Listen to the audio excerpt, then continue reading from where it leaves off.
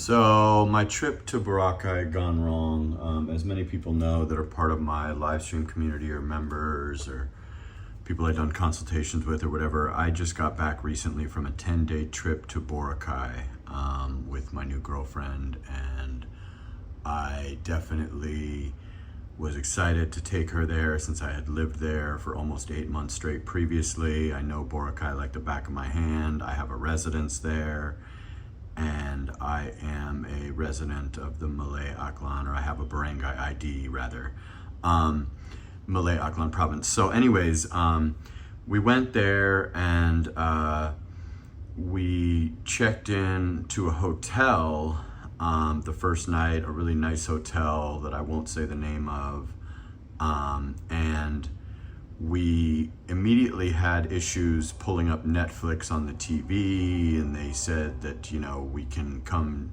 try to fix it, and they kept coming in the room and they had no idea how to fix it, but no big deal.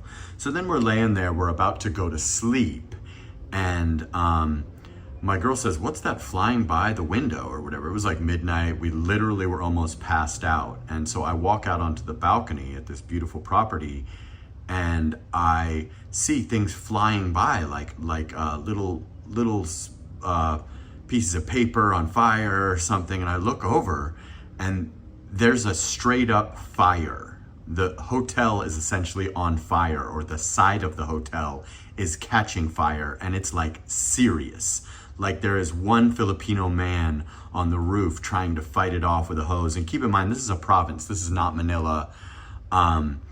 And we were like, oh my God, what the hell's going on? I did a little clip of it. So obviously I wasn't that worried at the initial stages. So I took a little quick 5-second clip, which I turned into a short, which got quite a few views and everything. But then I heard an explosion that you can actually hear at the end of the short.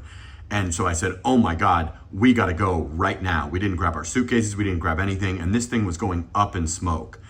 Security was knocking on doors, but then we came out and saw him, and he didn't even say, hey, flee or evacuate or anything. It was close to us, and we were on the east wing, I guess, of the hotel, and it was absolutely insane. When I heard that explosion, I thought, I didn't know if we hit a breaker, the whole hotel was gonna explode or what was going on. And this is a fire that basically one Filipino man was fighting off with a hose, and the fire department, or whatever Malay Aklan has as their, fire department, was not there yet. And we were like, oh my God. So we left our suitcases, grabbed, I grabbed like my passport and like my money, and she grabbed like her MacBook and stuff, and we got out of there. So then, we went over to an area they had us all kind of corralled into, like close to the beach, and there was still smoke in that area. And we were like, oh, we're not gonna sit here, this is crazy. And I definitely assumed that no matter what, it was probably going up in smoke, and they didn't seem really prepared to handle it. But it was up in the air at that point. So we thought about getting another hotel. We took a tricycle to go more towards like Station 2. We were in Station 1. We took a tricycle to go more to like Station 2.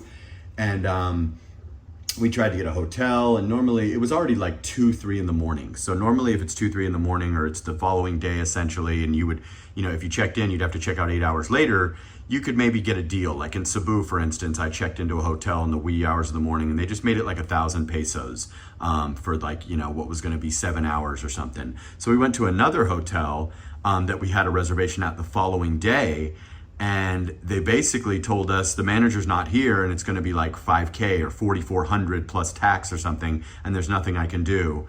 And we were trying to book it online, but you can't book it online because it's already the next day, and yada, yada, yada, yada. So we had a terrible time with that. And then we went and sat at Andox, and we're killing some time and stuff. And we're assuming that, our stuff is either up in smoke, or it's going to be multiple days before we can claim our stuff.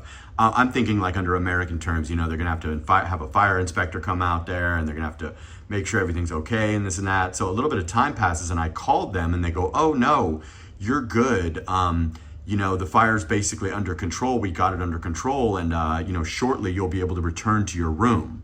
So we take a trike back, and then sure enough, they let us back in our room. They didn't even inspect it or anything, and there was like still like kind of smoke in there and stuff, but we were happy to be back with our stuff and that the fire was contained.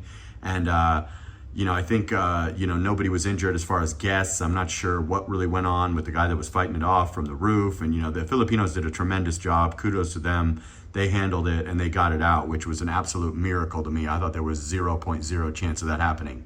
But, even outside of that, when you're with a pretty Filipina as a foreigner, at least in Boracay, I noticed this time, I had been with a few girls around there, but maybe not quite to the level of looks of this young lady that is my girlfriend now. And I noticed that, like, it wasn't really going well. Like, for instance, there's a ride that I know is a 50 peso ride. Foreigner price would maybe be 100 from a little bit further. But, like, we tried to hail a trike, and he said 300 pesos for like a 50 peso ride. And then another trike pulled up behind him, and he basically was like relaying the message to him, like, tax these people, or basically tax me.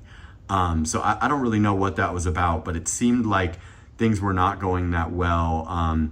As far as, it wasn't exactly the Manila treatment. You're in the province, and a lot of times, people are just trying to make a living, and I didn't get mad about it or anything, or, say anything really. But, 300 pesos for a 50 peso ride seemed a little bit crazy, because I've lived there and I know the prices. So I definitely wasn't thrilled with that. And I seem to be getting a lot of that being there with my Filipina. Maybe they didn't, they obviously didn't think I lived there. They think we're just a couple of tourists, or, I'm the rich foreigner that's going to pay the foreigner price. So I didn't get angry about it. I'm cool with that. But, the trip overall from, almost could have damn near died in that fire, or at least, whatever could have happened had we not been awake, at least inhaled some smoke at the very least, to, a lot of foreigner price, like even like multiple instances of that with trikes. And then, like, when we were leaving, for instance, I'm a resident, so when I go to leave, it's free for me. It was 150 pesos for her, but it's free for me because I have a Barangay ID. I had a Barangay clearance, and now I have a Barangay ID. But, like, I walk in and they're just trying to make a living, but they're like, hey, 500 pesos and you can just, cut through, or 1,000 pesos or whatever. And I'm like, it's like 50 pesos for the boat, and it's free for me because I'm a resident. So, they tried to do that to me, and then they tried to force like a little, when I went to the window, they tried to say, oh, sign up for the van package and this and that. And it's like, it's 50 pesos and it's free for me. So overall, I love Boracay and it's a beautiful place, but, between the fire and, having to evacuate and be all over Boracay for hours and hours trying to book another hotel, which thank God we didn't, and the tremendous foreigner price, perhaps because I was with an attractive Filipina, and I think a lot of times they think that we get the leftovers and stuff. And my girl just is very attractive, I think, to all races, and was getting a lot of attention. And that doesn't bother me at all. She's dressed really stunning and stuff. But, as long as nobody comes up and says anything, you can look all you want. I'm used to that in the United States. That happened to me with my girlfriends in the United States that were, above average attractiveness and everything. But I know people gave me shit about saying she's very attractive. I know I'm not allowed to say she's attractive. I'm not allowed to be an alpha. I got all that. But anyways, long story short, the trip was amazing. The yacht trip was amazing, all that. But the fire and the foreigner price and the constant trying to foreigner price me and, kind of juice me and stuff was not really amazing. And the trip was a little bit of a disaster. We still had a real good time, but the fire was definitely scary. And, the 300 peso trike ride, and then telling the trike behind me all that. And, from top to bottom, just trying to gouge me and foreigner price me because they probably thought I'm, a white dude who's, new to the Philippines, and it's my first time in Boracay, when it couldn't be further from the truth. And I've, walked the beaches of Boracay for 8 months straight, and I actually have a residence there, although we didn't really stay there. At the end of the day, it was a bit of a disaster. In Manila, you will be treated very well as a foreigner, generally. Like I said, avoid taxi cab, take Grab and all that. But in the province, sometimes, especially if you have an above average attractive Filipina, they might hit you with the foreigner tax a little bit hard.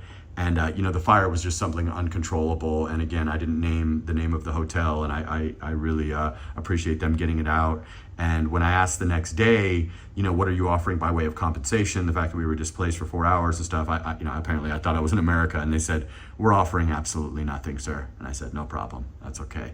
And my girl didn't quite have that exact stance with them. She's she had a few words for them, but we left, no problem. And we had a great time, but it was not without its pitfalls, and its issues. So just keep that in mind going to Boracay. Obviously, the fire was a once in a lifetime experience, but definitely know the prices of trikes, or I get a couple of if it seems too high, it probably is. Get a couple of comparison quotes, or ask me, email me at jasperinthephilippines.com, and I'll let you know what the proper price is to go from A to B or whatever.